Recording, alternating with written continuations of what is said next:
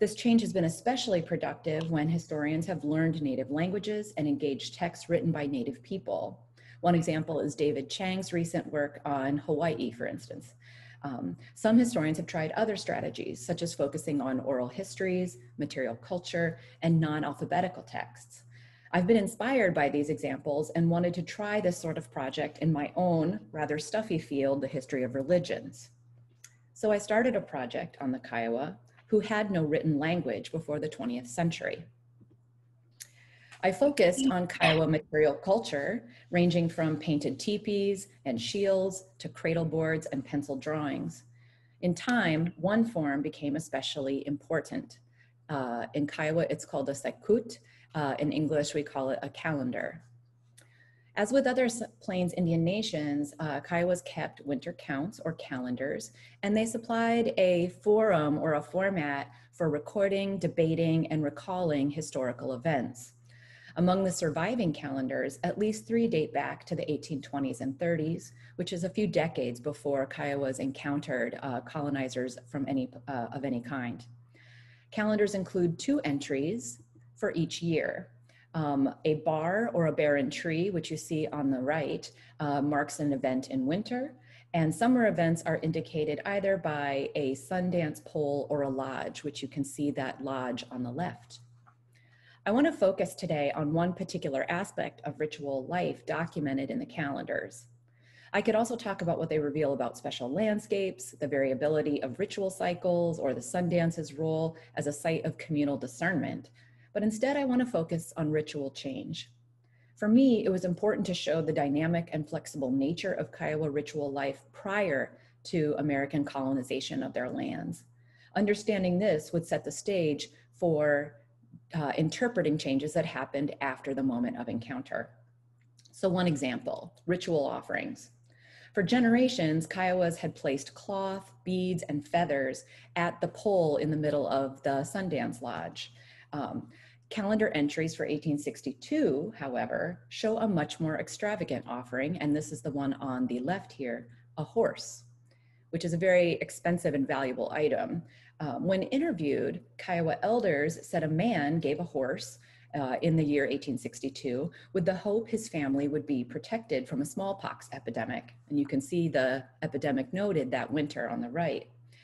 Such a gift had only ever been offered once before, during a cholera outbreak. In both cases, the elders said, the families were protected from disease, and in response, the calendar keepers or calendar makers took note. While this example shows change prior to life under American occupation, later calendar entries detailed variation prompted by the colonial context, including the summer of 1882, which is featured on the left here, when no buffalo could be found to make as an offering during the Sundance, and the event was canceled altogether. So this entry has no lodge in it, as you can see. Calendars, however, did record that a visionary leader rose up in this period and held an event to try to invoke sacred power to revive the herds, and that's the man featured in that entry. Ritual change accelerated as American hunters decimated the buffalo herds, missionaries poured into the reservation, and the US government criminalized a number of native ritual practices. And here on the right is an entry from 1891, and it shows the Medicine Lodge or the Sundance Lodge only halfway constructed, and that's because American troops came mid-ritual process and stopped the event altogether, and it was the last attempted Sundance by Kiowa people. While the 1880s and 90s brought significant losses, Kiowas used what was available to them to portray themselves as a sovereign people with treaty rights to their lands.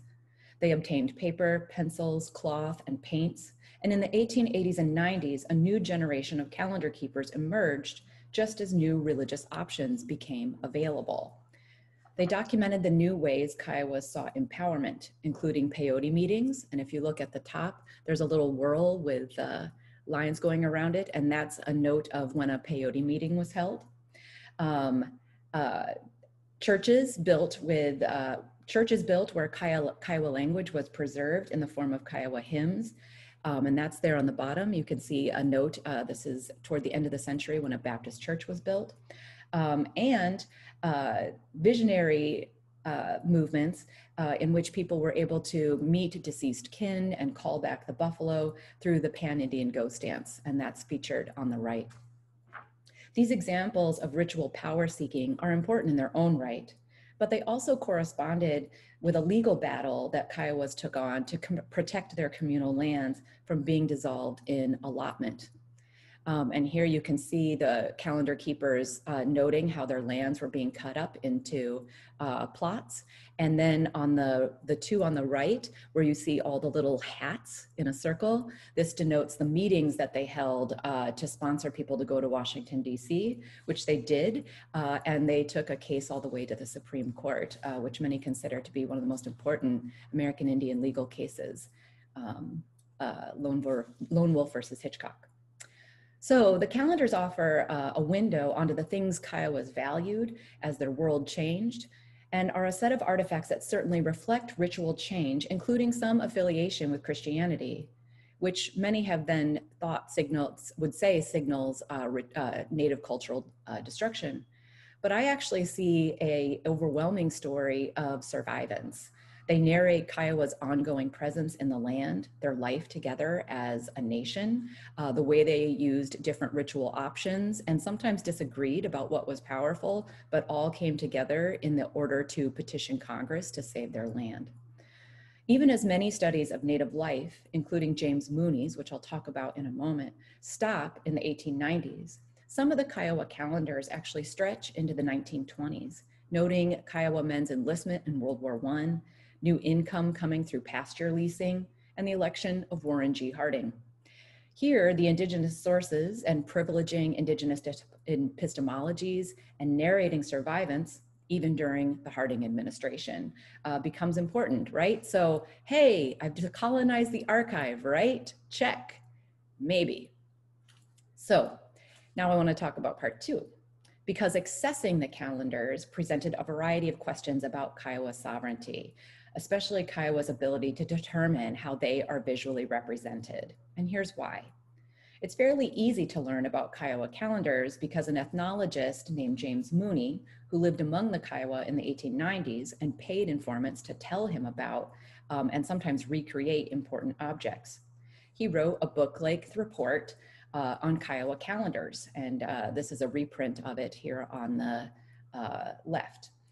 And his report highlights three particular calendars, especially old ones, and provides comparisons.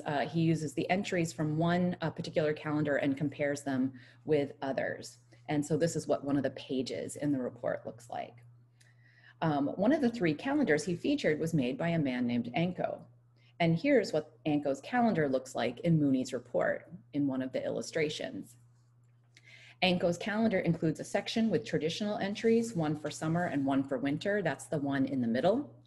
But stretching around the top is actually a lunar month-based calendar for the year 1890, which is actually an incredibly important year. So it's an incredibly valuable set of data. Sorry, I lost my place on my page. Okay, now imagine my surprise when I went to the National Anthropological Archives, which is an arm of the Smithsonian, and asked to see the Anko calendar, and they gave me this, a book. Anko kept his calendar in a common ledger book of lined paper. Here's his calendar from 1890 based on lunar months, the one here, the image on the right. And here's what his yearly calendar looked like. The book is very small. It's only about hardly, not even a foot wide. Mooney asked, so it turns out, Mooney asked Anko to recreate his paper calendar on buckskin in order for it to be more authentically Indian. Like many ethnologists and anthropologists of the time, Mooney valued Kiowa traditions only in their pre-contact forms. So of course, a critique of Mooney is easy to muster. Even if he, like some anthropologists, didn't steal items or knowledge, he played a part in portraying Native peoples as frozen in time. So I was again surprised when I visited the Kiowa Tribal Museum, which is part of the tribal complex in Carnegie, Oklahoma. Among the various artifacts and historical panels was a picture of James Mooney. And I wish I could have taken an image of it, but you're not allowed to take photographs in the museum. Indeed, every elder I talked to invariably asked me if I had a copy of Mr. Mooney's book. They expressed pride that their history had not only been preserved in this way, but published as a work of significance aimed at educating non-Native people. So I had to stop and interrogate my surprise. Was I, like James Mooney before me, assuming I knew what material forms of expression best represented Kiowa life? This experience of talking to staff at the Kiowa Museum, as well as other Kiowa folks, shaped my subsequent archival work. Over time, I gathered information about more than 15 Kiowa calendars, some preserved in their original form, others in copies, and still others as descriptions preserved in oral histories, even though the objects themselves have been lost. I decided, at least for the moment, to simply gather information and not worry about who owned the materials and how they were displayed. I thought I would kind of think through that question later. In order to compare the calendars with ease for my study, I created a website. And here's a little screenshot from part of the website. And I use this so I could compare entries for different parts of the year and look at different artists and see how they recalled the past. And what I saw in, once I compared the 15 calendars was once again, kind of like the examples showed earlier, this very interesting story of ritual change that served the purpose of preserving Kiowa sovereignty on their land. But the Mooney photo on the museum wall stuck with me, and I still heard the voices of the elders who told me about their copy of his book. So on a later visit to the museum, I asked the staff if I could show them the website and see if it would have any value for them. We spent a long morning together, and because all of these calendars are held outside of Kiowa homelands, many of the images were actually new to people on the staff. They told me they were interested and perhaps we could do something with the 3 touchscreen museum consoles they had just bought on eBay. So I took vigorous notes and then set about working on a new website specifically for the Tribal Museum.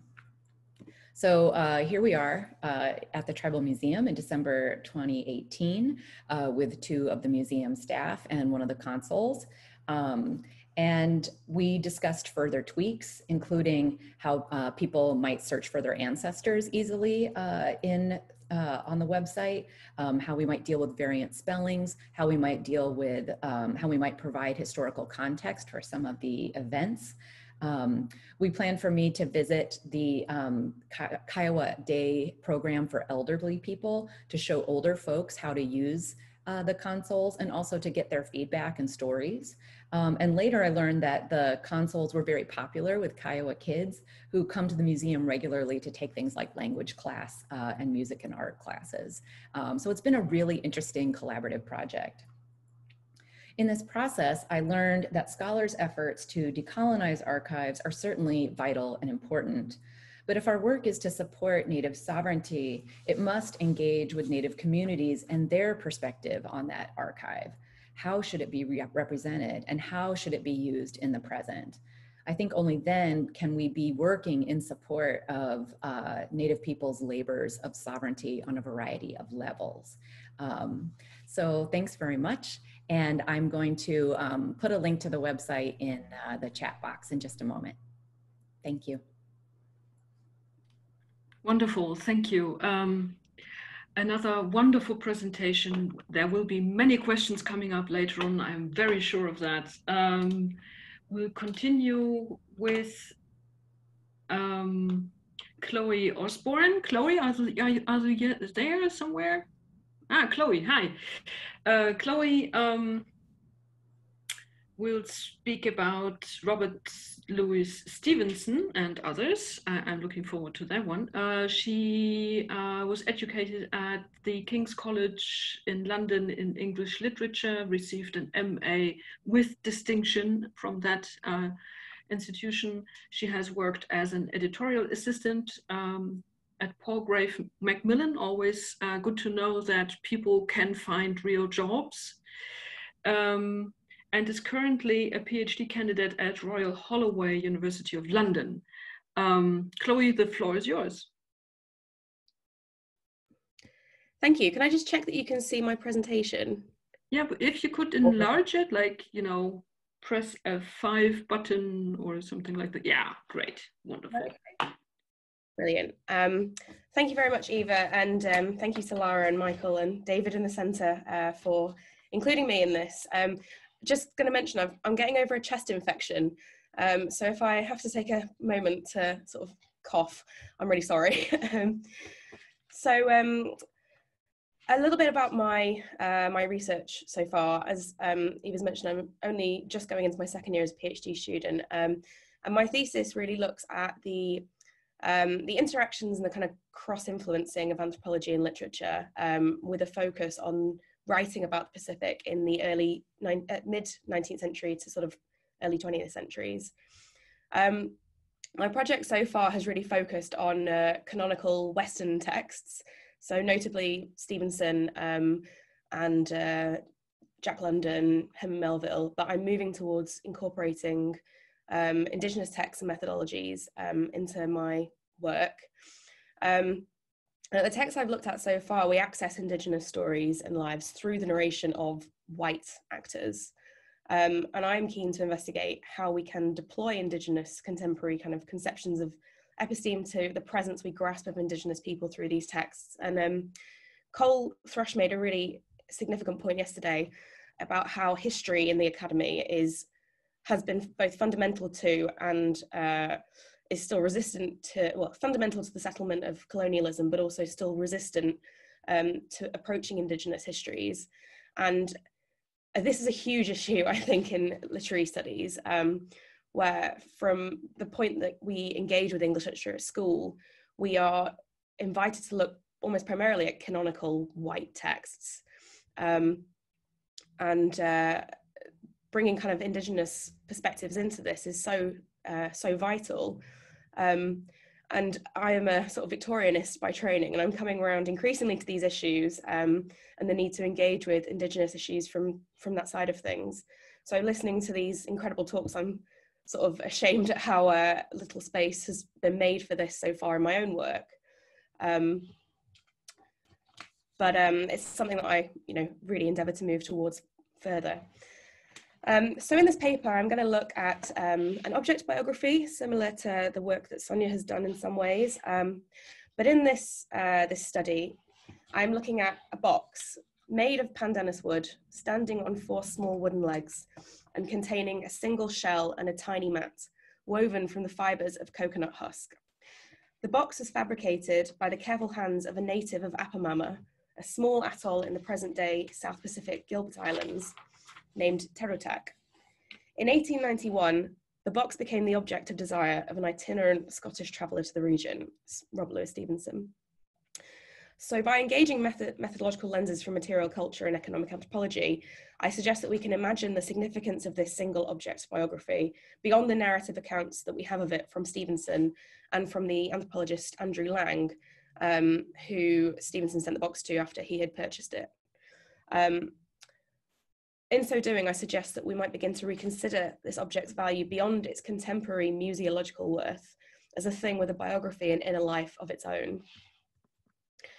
So a bit of background, Stevenson visited Apemama during one of several months-long voyages around the Pacific in the 1880s and 1890s, which he undertook in the search for a climate that would be better for his health, as he suffered from lifelong problems with his lungs. He gathered much data on these trips about local Pacific communities, and he would eventually write up these sort of semi-ethnographies of the islands and his experiences there in his very little known Anthropology of the Pacific in the South Seas. In 1891, Stevenson and his family docked in the port of Apemama with the intention of remaining on the island for a number of months. In Apemama, Stevenson witnessed multiple incidents of what he described as devil work, so practices of wizardry that were prevalent in the islands. Wizards, as he termed them, performed the role of doctors and soothsayers and were able to access the spirits of the dead through which they guided the sick or those in need of advice. Stevenson was fascinated by this practice, and he describes it in detail in the South Seas. And he looks at some of its traditions, including the use of ritual talismans and insignias of devil work, such as these devil boxes, which were essentially wooden boxes containing charms or spirits, which conveyed power to the owner. possibly similar to the one found in this image. So during his stay, Stevenson became ill with a slight head cold, and he was absolutely overjoyed to be able to experience local devil work firsthand. He said, "I do not suppose I was ever glad of a cold before, or shall ever be again, but the opportunity to see the sorcerers at work was priceless, and I called in the faculty of Apemama. They came in a body, all in their Sunday's best, and hung with wreaths and shells, the insignia of the devil worker." Much to his confusion, the ensuing devil work, which involves the local wizard Terosak, who owns the box, calling upon a spirit housed in the box in the form of a shell to inhabit Stevenson and cure him of his illness. And Stevenson is incredibly confused by the fact that he is actually cured. Whether this was some kind of, what was performed was some sort of hypnosis or genuinely spirit work, it seems to have rid him of the head cold that he was suffering from. And perhaps because of this, Stevenson, who was generally very uninterested in collecting objects in the South Seas, had his appetite whetted by these, strangely whetted by the sacred boxes. And he describes the box in detail in the South Seas. Says it was of pandanus wood, oblong in shape, with an effect of pillaring along the sides like straw work, lightly fringed with hair or fibre, and standing on four legs. The outside was neat as a toy, the inside a mystery I was resolved to penetrate. Through much complicated manoeuvring, Stevenson managed to purchase the box used to cure him from Terotak for the hefty sum of 5 gold sovereigns. Once in his possession, Stevenson immediately posted the box to London to his friend, the fellow Scotsman and author and anthropologist, Andrew Lang. Lang, like Stevenson, was much engaged in the burgeoning anthropological debates of the late 19th century. He was chief writer at Longman's magazine, which was a real hub for kind of anthropological debate and writing. He was at the centre of some of these kind of cross-cultural socio-evolutionary ideas that were the focus of anthropology in sort of from the late 1870s to the early 20th century. And while Stevenson perhaps intended for Lang to assess the box as an ethnographic object, or even to volunteer it to a museum, Lang instead gave the box as a present to his wife, and she kept it for the rest of her life in her jewellery box, it seems. Here our knowledge of the box ends, and sadly, although much of Lang's family estate and possessions were bequeathed to museums and to Merton College, Oxford, where he was a fellow during his life, I've been unable to trace it further than these accounts. Its last mention was in a letter he wrote to Stevenson, where he said, "The box is too good for me and should be in a museum," but sadly it doesn't seem to have ended up in one. So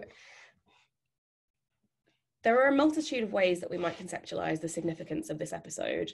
And in my wider research, I look at the ways that anthropology developed in tandem with kind of ethnographic literary representations, as well as at how theories of comparative culture emanated across both literary and anthropological writing about the Pacific from the mid-19th century onwards.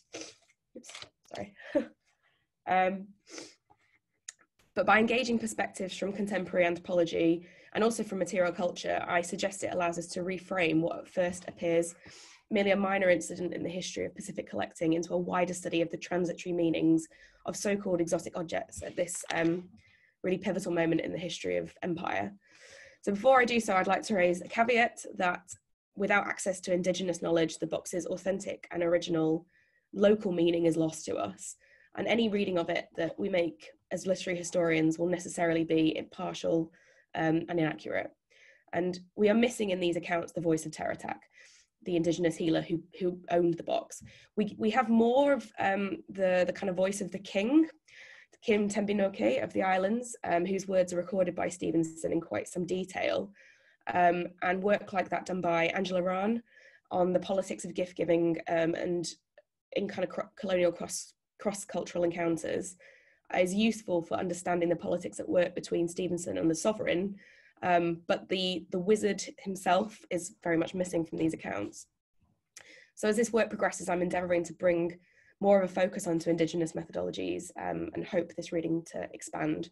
But by focusing on the object itself here, I hope in the first instance to pluck it from the grasp of the Western narratives that make it known to us, so that we may begin to shed some of the perceived meanings imparted to it by the account from Stevenson.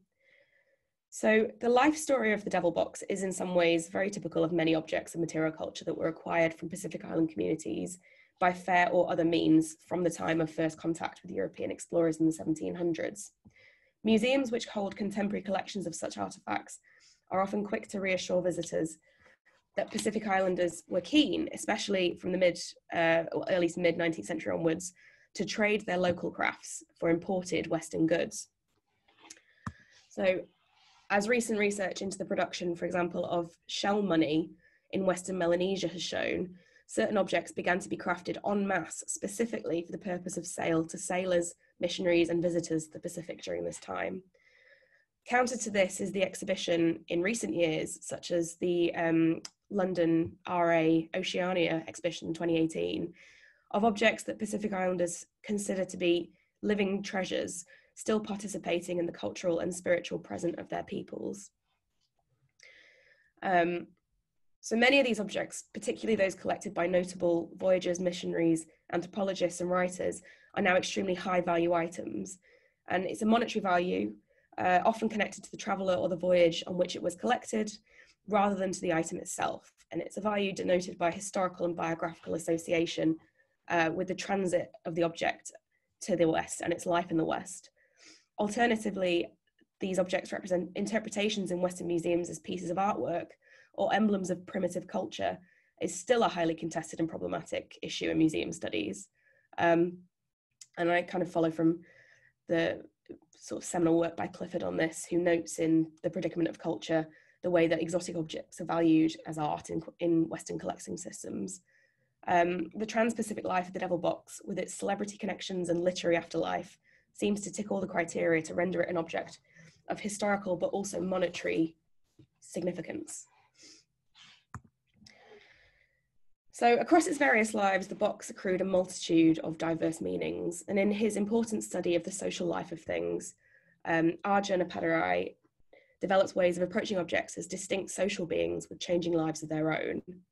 Crucially, Appadurai notes that methodologically speaking, it is through the analysis of the thing in motion that we can interpret human transactions involved in object journeys. So as such, he asserts the relevance of objects like the box as signifies for the dynamics of those involved in their exchanges. So in this case, the Indigenous Gilbert Islander, Terutak, the King Tembinoke, and the Scottish colonial Stevenson. The box's political relevance is, by this definition, unequivocal. Through its use and ritual care of a wealthy white traveller, the box as a thing in motion breaches the localised frameworks of its birth to become the focus of bargaining between actors who represent a highly political moment in the history of empire and globalisation. The parties have very different interests in the object, creating a tension that can only be resolved by the transformation of object into British money. Otherwise, we might turn towards the work of Bill Brown and his followers on thing theory to best comprehend our object. Brown's work directed a shift in Victorian studies towards a kind of material turn, with study of things as things gaining kind of increasing ground. And there's work by kind of Isa Briggs and Elaine Freegood, which really registers this shift kind of from the early 90s. Their work into the phenomenology and function of material objects in the Victorian novel, the Victorian home, allows us to kind of perceive and theorize objects in very different ways. And whilst Brown's work develops ways of breaching the perceived space between things as objects and humans as subjects, Freedgood, for example, uses a kind of strong metonymic reading of objects as literal presences in Victorian texts that affords them a physicality in history that renders them as active political beings. So Brown asserts the primacy of the grubby matter of which objects are made, but which precedes and exceeds them. So in his analysis, we might see the box reduced to the sum of its parts, the raw materials of its construction. Brown employs the dichotomy of world and earth to draw the boundary between the constructed object and the materials used to construct it, to emphasize mutability and fragility of constructed object meaning. Given the different identities the box would assume across its transitory life. So a local spiritual context, an economic value, and then becoming ultimately a kind of exotic fetishized object. Returning focus to the box itself, to the materials of its construction, may allow us to most clearly understand the box as a thing. These materials, pandanus wood, coconut fibre, shell and tapa, are the grubby matter, the stuff of earth and ocean from which the box is fabricated. While the box's subjective meaning was to change, or kind of epistemic meaning was to change throughout its lifetime, this solid thingness, the raw materials, were to remain unchanged. Crucially, as we do not know the outcome of the box or where it currently resides, it may just be this thingness, its kind of bare bones of its composition, that is all that's left now. It may be a broken thing, perhaps decomposing, perhaps in parts, returned to the earth. Were the box to be found today and placed in an exhibition, like in the RA's Oceania, it's likely that these ways of reconstructing its kind of unique thingness and imagining its evolving social life would be overlooked in the narrative that sat alongside it.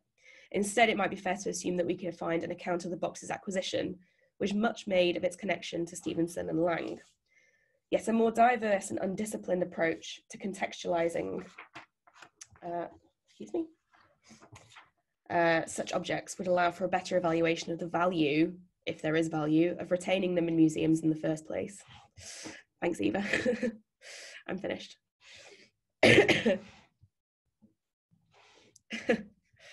Wonderful, just in time. Thank you very much. Again, wonderful topic, wonderful presentation. I'm really looking forward to our discussion. The next speaker is Rebecca Slatcher. Rebecca, somewhere? Hi. Give me a shout. Thank you. Hello, Rebecca. Rebecca is speaking to us from? London. From London. Hello. She's working with North American Indigenous language material held at the British Library, closely connected to, again, to the panel we just had, the collection at the British Library we just got introduced to. She's also working on a PhD project funded by the AHRC, and it's a collaborative project between the British Library and the University of Hull. And she received her master's in social and cultural history from the University of Leeds in 2017, again with distinction. We are in very, very honored and prestigious company this morning. Thank you very much for presenting today, and we are looking forward to your talk.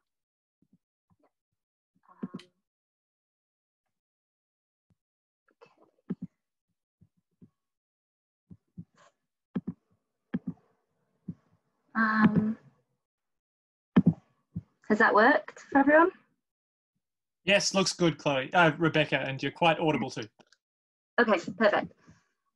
So thank you to the organisers of the conference and the rest of the panel. I'm so excited to be here, and everything's been so interesting so far, and we're looking forward to the rest of the day. So just a bit of context. So I am a first-year PhD student based between the University of Hull and the British Library, so specifically the Americas section. And COVID, like everyone else, has meant no access to collections for the past 6 months. So this has really affected the PhD, which is essentially focused on answering kind of an institutional collection-based problem. So the presentation is slightly less collection-based than I initially hoped, and a little bit more focused on the theory and questions around the project. So just as a bit of background, my research sits within the global need to address the legacies of colonial collections against the right of Indigenous people to access, influence, and develop the past, present, and future manifestations of heritage materials. So internationally, collaborations between Indigenous and non-Indigenous scholars and heritage workers have produced protocols for libraries and archives focused on working with materials in culturally competent ways. However, the British Library currently lacks a consistent approach to North American Indigenous collections-based work.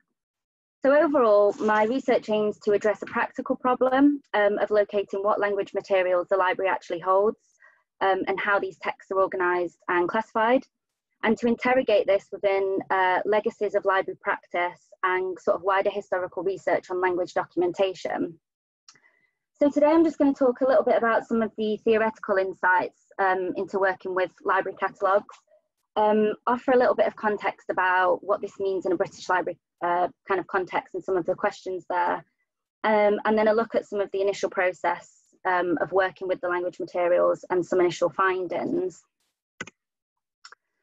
So I kind of take a conception of the archive used by Foucault and Linda Holloway-Smith and extend this to institutional catalogues. So this is the idea of the catalogue as a cultural artefact, and in terms of the structures that make it intelligible and possible. So what Linda Holloway-Smith calls the rules of classification, rules of framing, and rules of practice of the Archive of the West. So in this sense, catalogues allow us to uncover and interrogate problematic structures of knowledge, and they reveal classifications and decisions that have been naturalised within wider infrastructures in the library.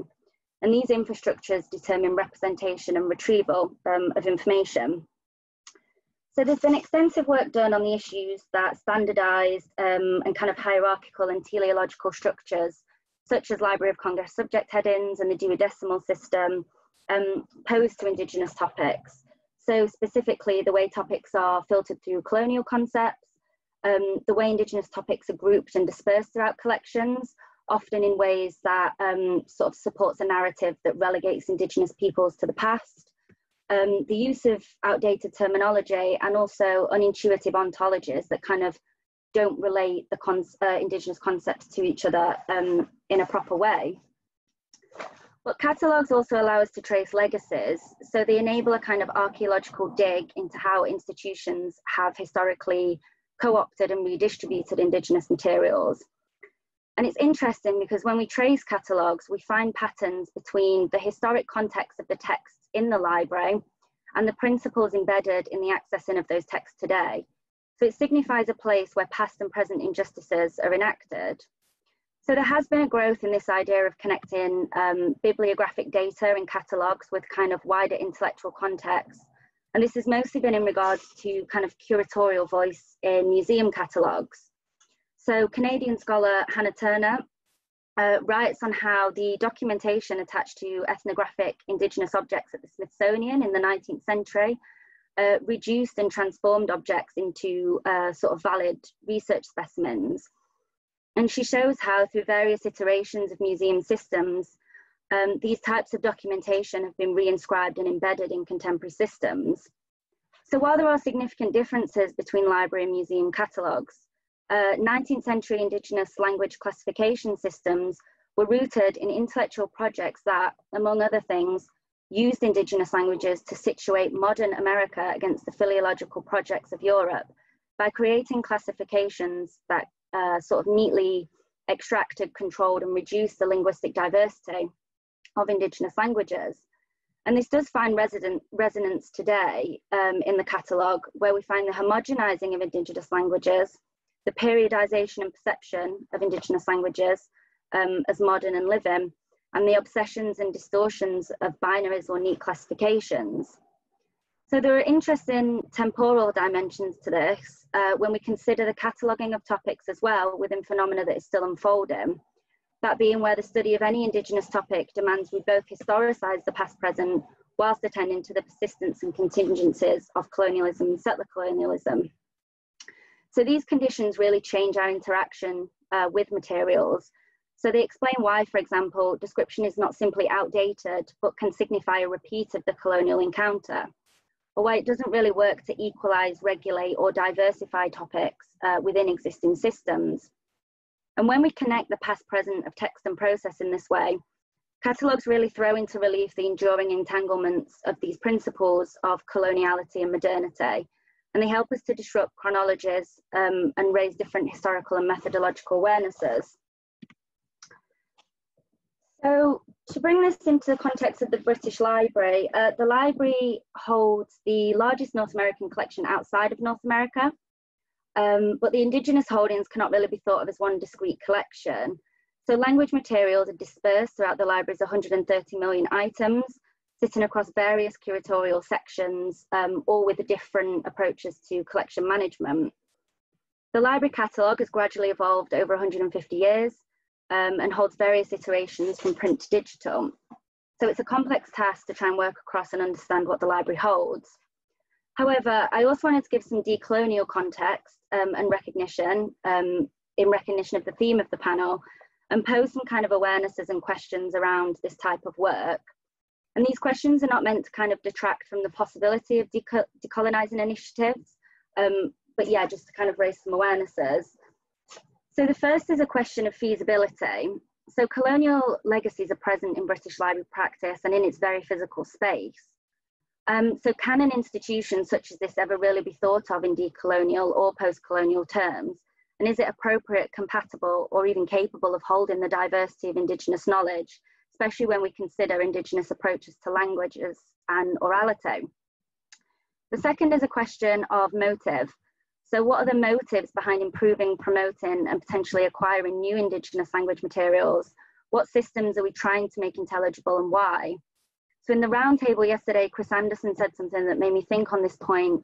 And he said, we can never quite tell what white people are going to be interested in reference to the good but indirect light that has been shone on Indigenous rights in Canada by the Black Lives Matter movement in the USA. In a related concept, Jodie Bird in Transitive Empire says, quote, indigeneity is always already assigned to dispersal, and arrival is, for the Indigenous, something postponed if not foreclosed, end quote. To highlight how Indigenous issues are often deflected to what are seemingly other more pressing contemporary issues. So it's important, therefore, not to lose the really specific motives and paths and needs of Indigenous work, especially given the general traction of engagement with decolonisation and very varied use of the term in UK institutions now. So the third is a question of balance.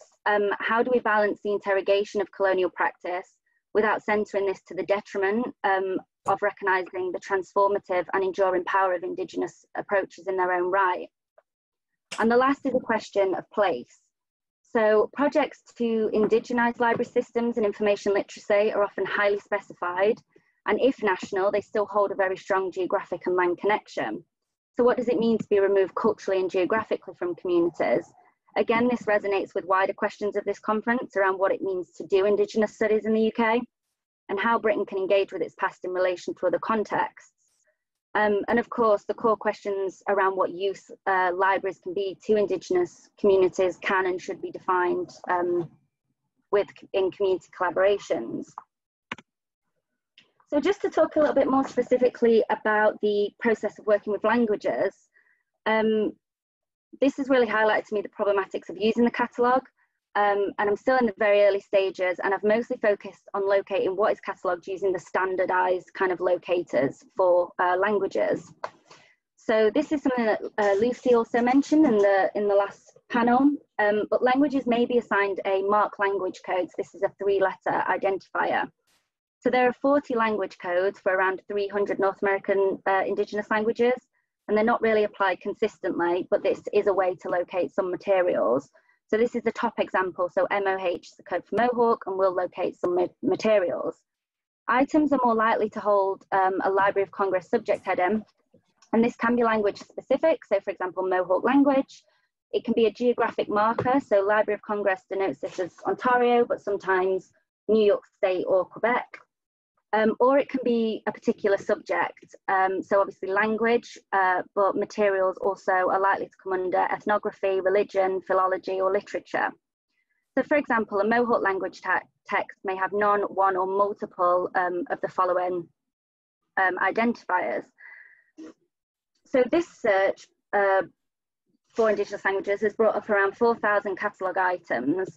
And the nature of language documentation means that there's a lot of sorting out to be done around materials about Indigenous languages. So these are usually in English or Spanish, but can still hold useful appendixes in Indigenous languages. Bilingual texts and their context, and then also text wholly within Indigenous languages and their context. So the collection is strongest in the last part of the 19th century in materials written about Indigenous people from a non-Indigenous perspective, so dictionaries, grammars, etc. But it is also strong after 1970 in items by Indigenous people on language revitalisation, literature, poetry, and traditional stories.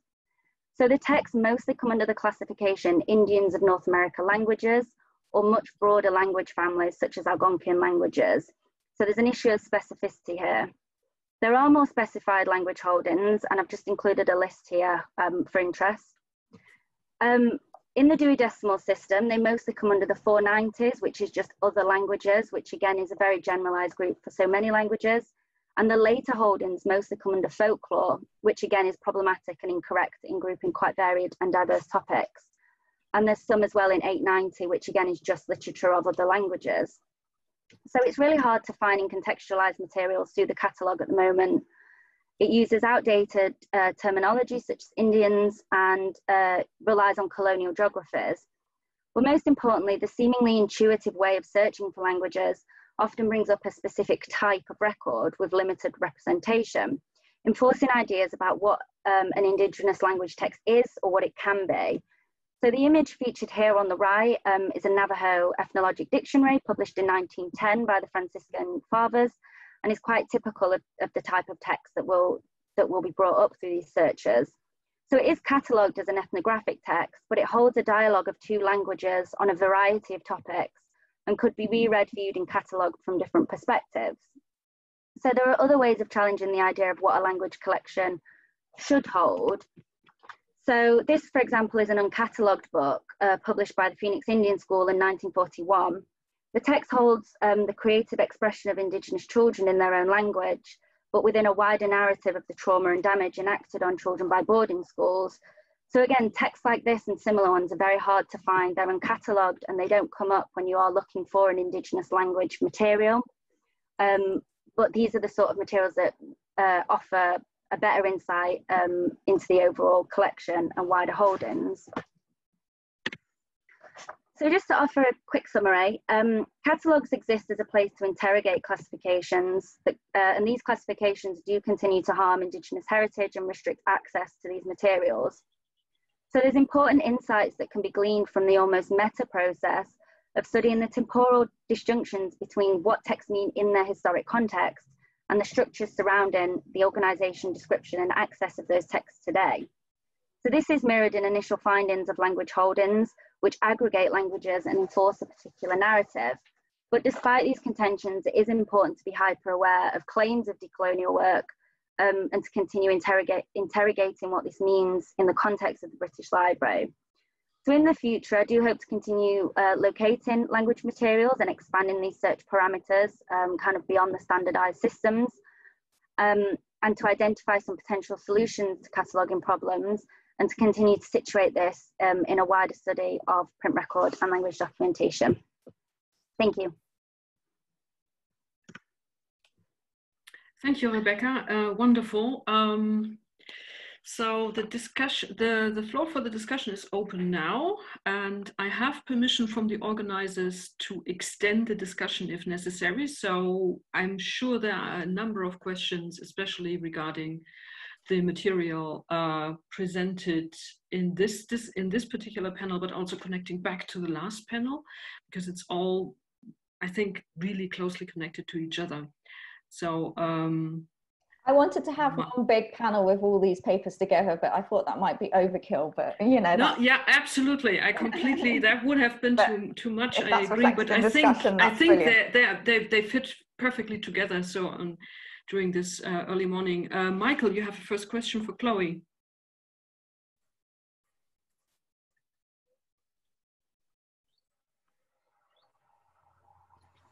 Michael. I'm really, really glad this doesn't happen to me alone. Oh, yes, sorry, here I am. I'm yeah, here we go. So I'm confused managing the video and also talking. Chloe, forgive me if this is a not extremely relevant question, but so palm me off if you wish. When you were speaking about the wizard, I'm doing scare quotes, I hope that's visible, from whom Stevenson received the devil box, it made me think of the you know, the famous twist at the end of his novella, The Beach of Thalasar,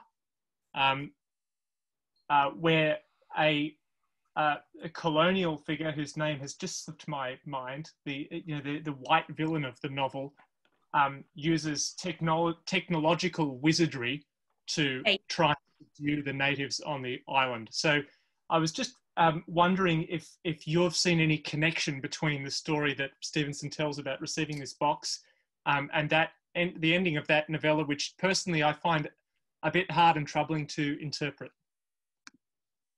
Yeah, that's yeah, absolutely. I am in my wider piece on this. I look really closely at how this incident is a huge influence across all of Stevenson's Pacific short stories, and actually in the 5 short stories that were eventually published in the kind of posthumous collection South Sea Tales, in all of them there is a sort of element of devil boxery. There is a kind of everyday object which houses a kind of spirit, and especially there's 2 tales that focus almost one entirely on Pacific characters and one has one white character in it, and in both of them they feature kind of spiritual magical objects that can convey huge power to the owner.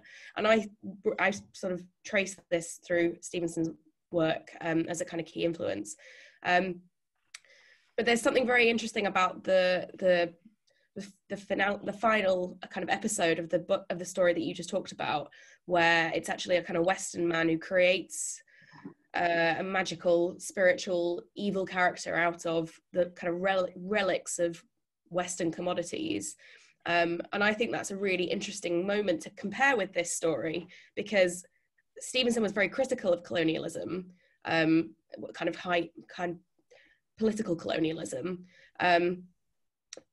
and very critical as well of the inroads that were made by missionaries, but also traders into the islands, and the ways in which the material objects that they brought from the West were made into kind of spiritual tokens to Pacific Islanders.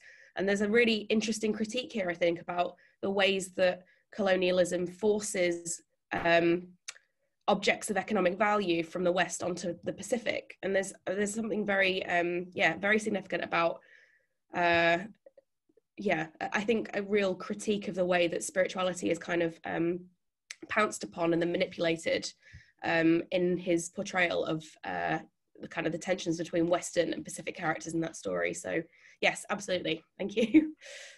Thank you.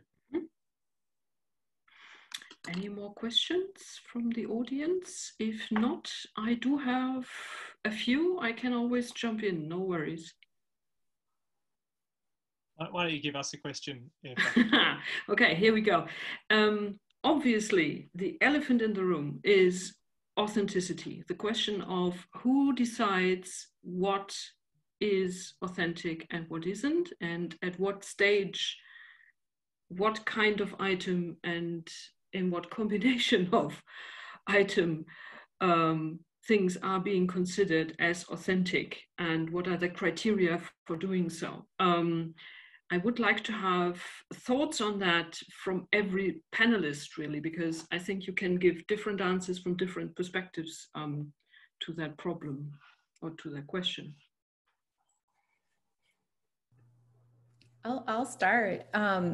One thing was very quickly clear to me was that museum collections really like to feature pre-contact items, but they actually have lots of post-contact items in the basement.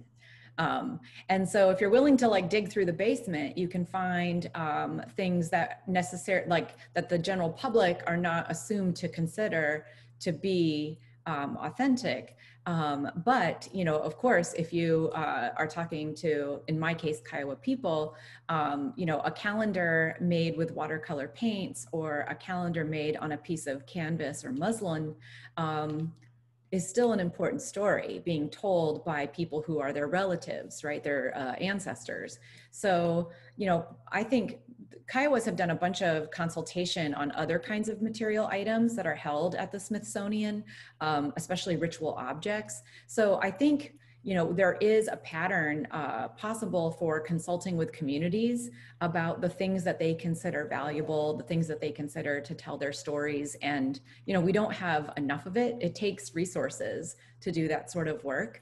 But there's some great examples of it.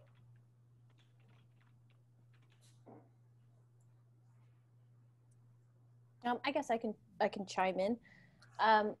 I try to avoid this idea of authenticity in my work because I think it's such a slippery slope. And so a lot of my work deals with sort of a semiotic analysis of things.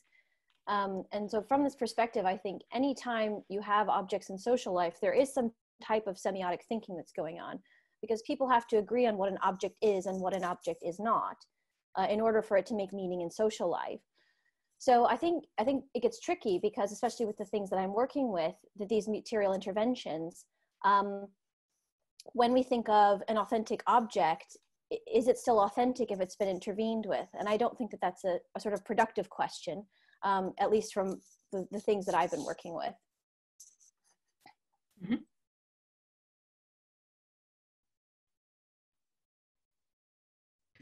Just to kind of add to that, as I've been kind of bringing this study together, I've really thought a lot about whether it is actually an ethical thing to do in terms of focusing on an object that was collected, because my fear is that in kind of shedding light on one single object, I am re-fetishizing that object as a kind of collected item. And I'm kind of, as much as I hope to look into the kind of the background of the box and the politics around it and in time kind of Indigenous perspectives on this, by writing about, you know, thousands of words about one single collected object, is that not actually re-establishing the significance of that as an object in the history of collecting, and thereby kind of reinforcing the connection, the biography to the author? And it's something that actually I kind of come to think about a lot at the end of this longer piece of work that I've been writing on this. And it's still not and it's because of the question of authenticity.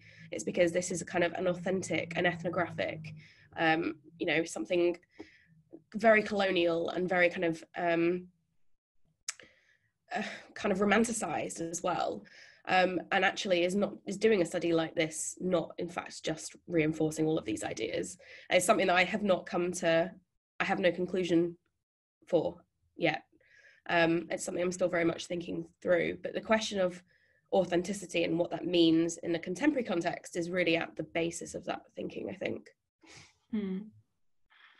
Yeah, exactly. I'm asking because from what I perceive in my discussions with people and people in the museum, it's always an expectation on the side of the audience that things in the museum are authentic. And if it's not, they don't look at it, something like that. Rebecca? Yeah, so I guess it's slightly different when we're thinking about print and languages in a way. And there's two kind of ways to think about it. I guess in one sense, there's the claim of authenticity historically in classifications. So the labeling of something, this is an Indigenous language, this is not, this is the right way to document an Indigenous language, and this is not. And I think that's quite problematic, again, in going back to what happens when you search for an Indigenous language material and what comes up and what that says about what narratives of authenticity we're kind of displaying in catalogues. But I think at the moment with language materials, there's a bigger issue of just urgency and the need to almost think about ways to reuse these kinds of documentation and kind of put them back in context and almost give them almost give them authenticity. So there's work being done around using, for example, 19th century Mohawk hymns. What happens when you put them back through Indigenous revitalization approaches, when you put them back in the land, when you add different mediums to them? You know, authenticity is really tied in this idea of all you need is an orthography, and then you've got it, you've sussed out a language, and that couldn't be further from the truth with language in general, but especially Indigenous languages. So I think it's definitely something that's a big issue, and yeah, I think there's lots of stuff being done about almost merging methods at the moment to try and rethink what authenticity means with these collections. Mm-hmm. Thank you. We have questions from Doro and Portia in this order. Sorry, Doro, didn't Okay, no, it's fine. Yeah, I was really very attracted to the talk by Sonja, I have to say. Really interesting what you're doing. Yeah, and I was actually wondering, what about repatriating these objects? Because I know in other contexts of colonial history, this is always what subjugated groups are asking for. So is that also the case for head bonnets? Yeah, I think in this context, and this sort of is on par with Eva's question about authenticity, what I've discovered is these objects that have experienced this type of material disruption, and I've traced about 24 of them into the museum space that are there. One of the concerns that museum professionals have is that there is this question of authenticity, right? They have this thing on display. They know it might be a complete and utter fake, or they know half of it might have been manipulated in this way, and they don't necessarily want the public to know about this. So sometimes these things are also kept in boxes. They're not on display because of these reasons. They don't want to mislead the public that they've been manipulated. So in terms of, NAGPRA, which is already a very, can be a very difficult process, depending on what you're repatriating. But I haven't found any objects yet that have experienced this situation that have actually gone back to the Indigenous communities from which their source communities. And this is something I'd really like to explore, because I think this comes into my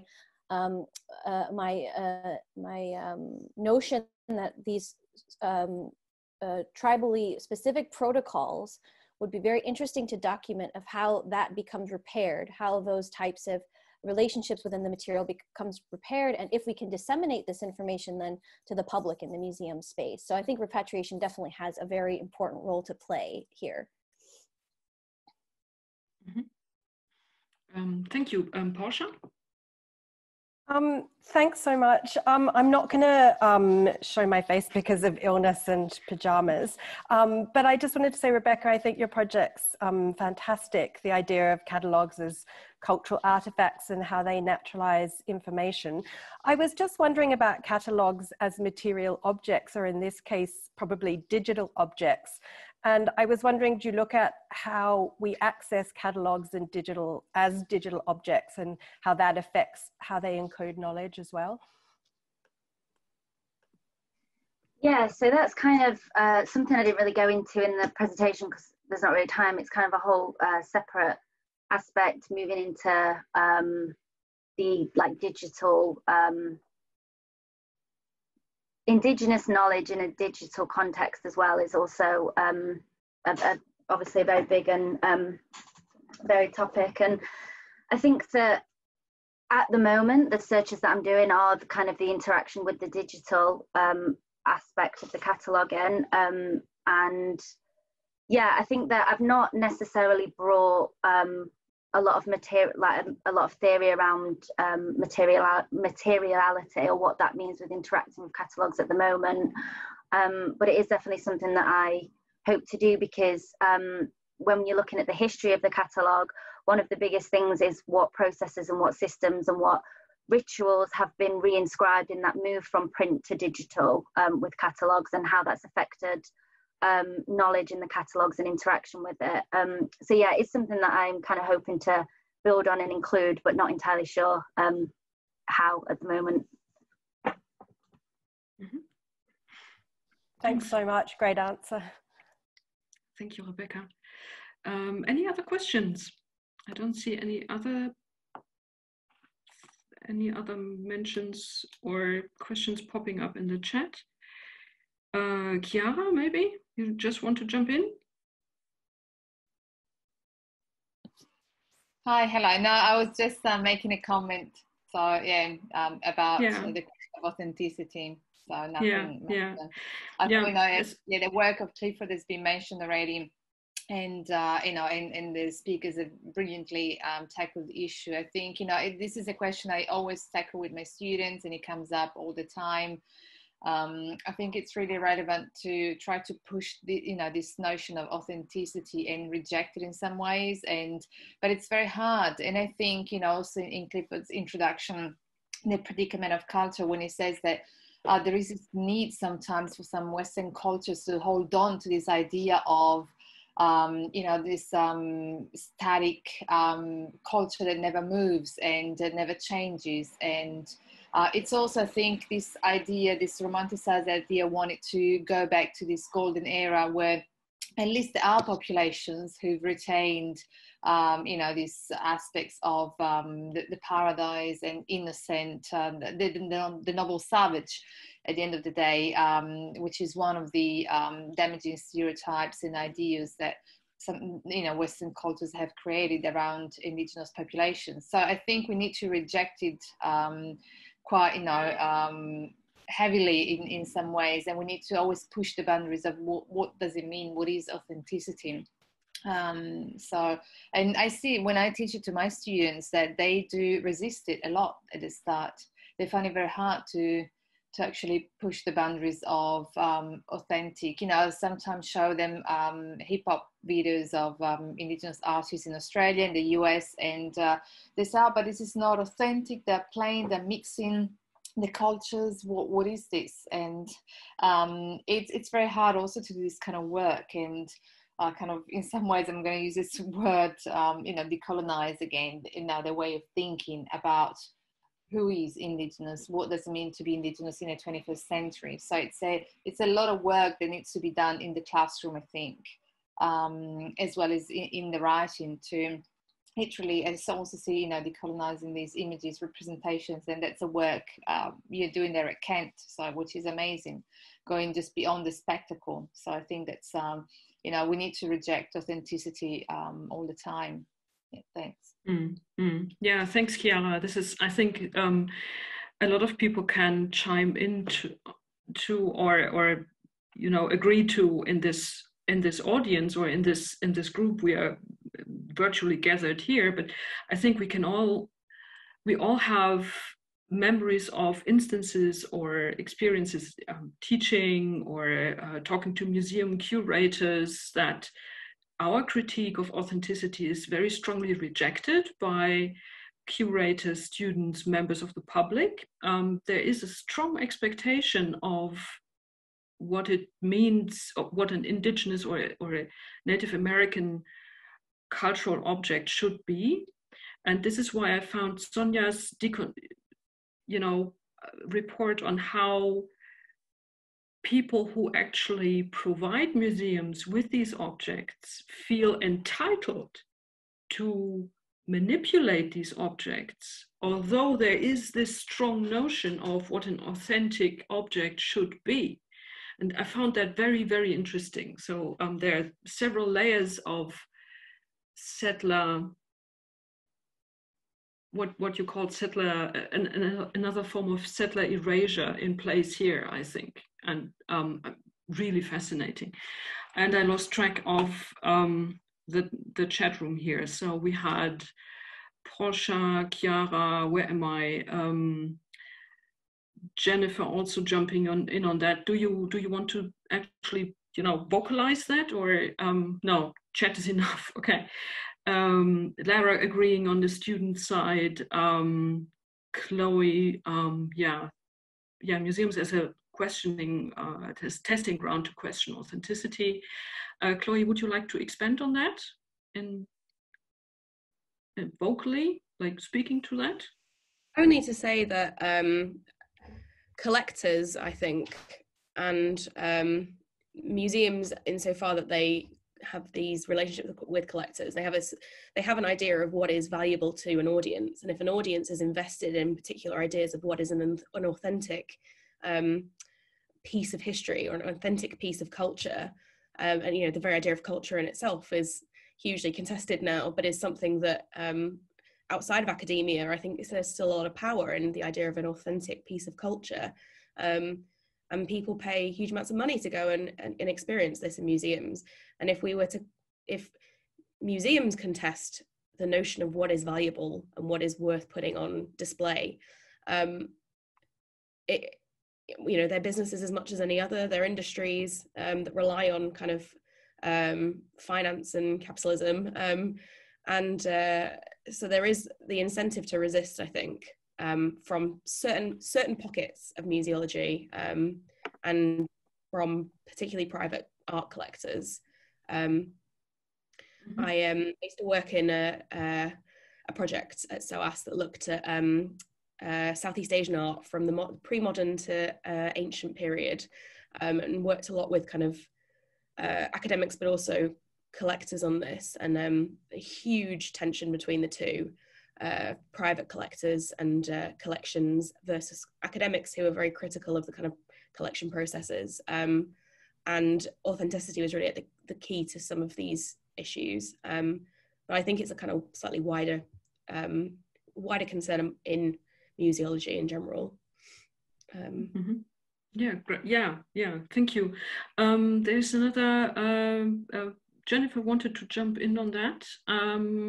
I saw Sonia wiggling around in her chair, looking like she wanted to give an answer or contribute to our discussion on that topic. And then I have another question from Michael for Jennifer and Rebecca, which leads in a different direction, which I would discuss after Jennifer and Sonia have said what they wanted to say on the topic.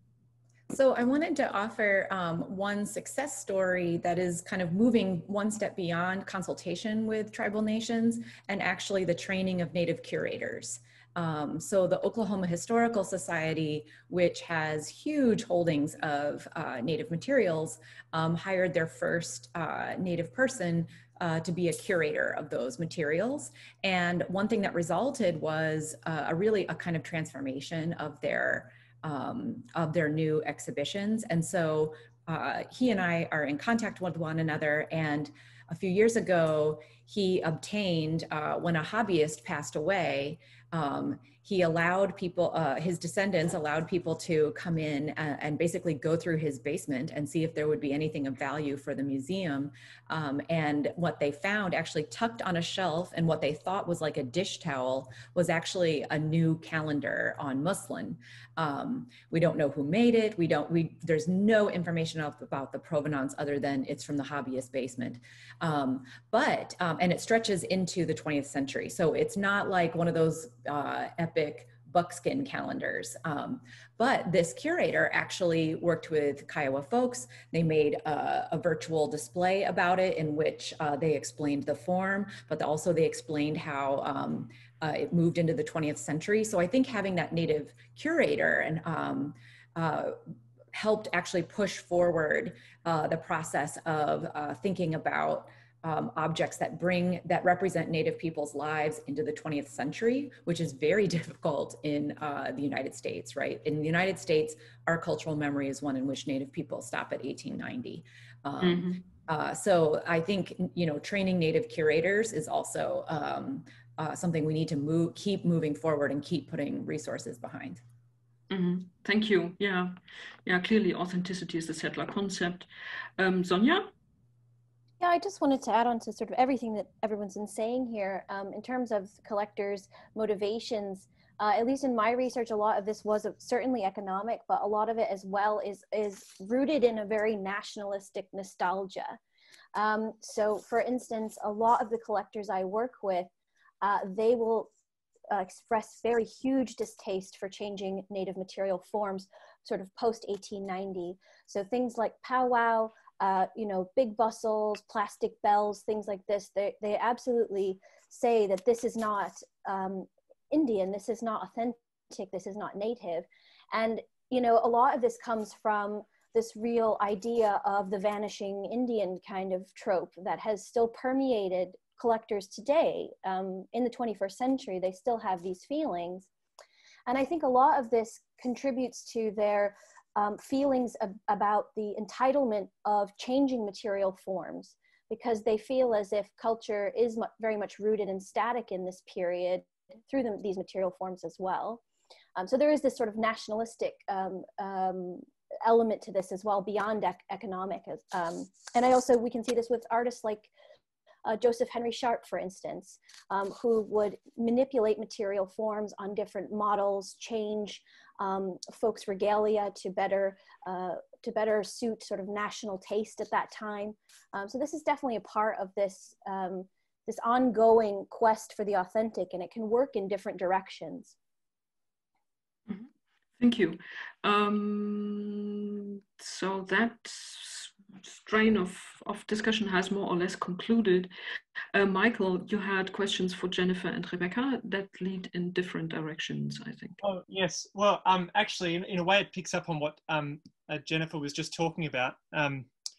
I guess my question is, if we accept that for sort of PR purposes, you can't evade authenticity, I'm just wondering if the kinds of collaborative research, Jennifer, that you in particular have pursued on your latest project might be a way of, to borrow a phrase from Rebecca, granting authenticity to older objects. And I just had one particular project in mind from Australia that might illustrate what I'm thinking. There's a famous poem by the Darking young poet Wulachi, which is the only, as far as I know, it's the only known surviving poem by a Darking young person. And it was translated in the, I think, about the 1840s by a colonial Irish poet, Eliza Dunlop. And one recent project that was done on this was to kind of do an up-to-date translation based on modern linguistics, and then share that with local Indigenous peoples from the area, and to develop a new way of composing poetry that I think they would call them poem circles or something, that the young Indigenous poets could use to in some way emulate or reconnect with this poem, which, you know, no one from that community has been able to sing or understand for 150 years. So I was wondering if the kind of collaborative research that you guys engage in might be a way of, you know, creating this bridge of authenticity between the past and the present.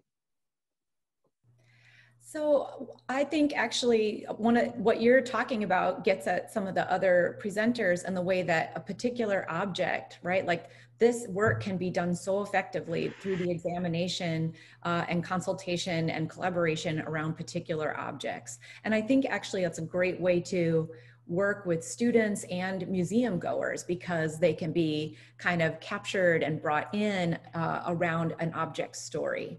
And so, you know, that's why they're there in the first place, to see objects. And so if you can kind of take that fascination and pull them in and then find out something, kind of re-narrate that process for them, and also kind of note that there are, like, I think actually museums could signal when they should say more about their collaborative processes, because I think actually the non-native viewers in a museum would really value that. Like that would be a story that would interest them.